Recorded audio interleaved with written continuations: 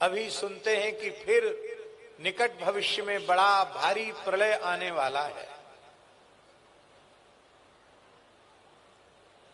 हम कोई भविष्यवक्ता नहीं है, ना हम कोई भविष्यवाणी कर रहे हैं, लेकिन अनेक महान संतों की बातें एक साथ, उनका योग ऐसा बन रहा है कि एक साथ वो सब सामने आ रही है कि अभी 2025 से लेकर 2032 तक का समय बहुत खराब है। पता नहीं कौन जिएगा कौन मरेगा। पूरे विश्व की संख्या 64-65 करोड़ रह जाएगी, जो अब 8 अरब से ऊपर है। सोना चांदी रुपया कौड़ी किसी के काम नहीं आएगा।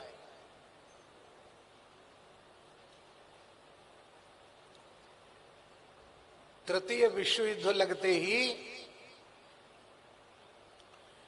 सारी बैंकों में रखी हुई संपत्ति सरकार की हो जाएगी, हो जानी भी चाहिए, क्योंकि देश पर संकट है तो देश से बड़ा कुछ थोड़ा ही है। बैंक के सारे खातों का लेन देन बंद हो जाएगा, सारा पैसा गवर्नमेंट का हो जाएगा, देश की सुरक्षा में, देश की सेवा में धन लगेगा। आप चाहे भूखे मरो चाहे प्यासे मरो, तो बैंक में रखा हुआ भी काम नहीं आएगा।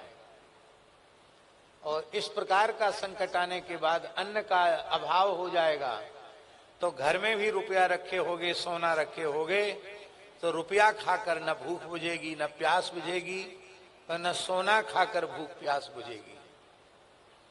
आपको डराने के लिए नहीं कह रहे हैं, हम इसलिए कह रहे हैं मान लो आए समय या ना आवे, लेकिन ऐसी परिस्थितियां बन रही हैं।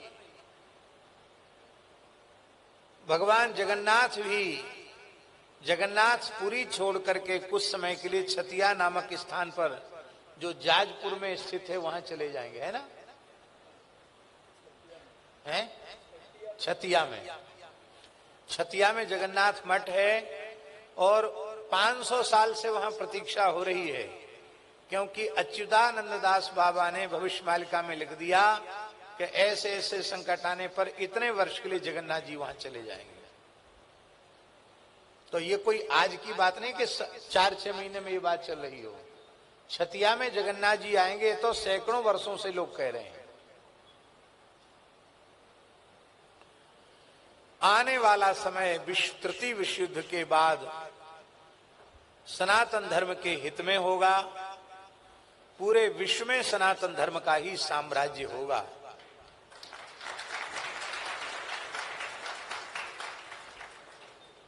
अब ताली तो बजा रहे हो, इतनी ईमानदारी से भजन में लग जाओ कि बस अब कब मौत आ जाए पता नहीं।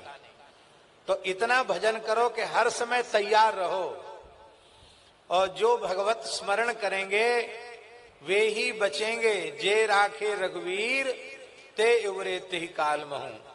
यदि बचकर अच्छा समय देखना चाहते हो तो खूब तेजी से भजन में लग जाओ।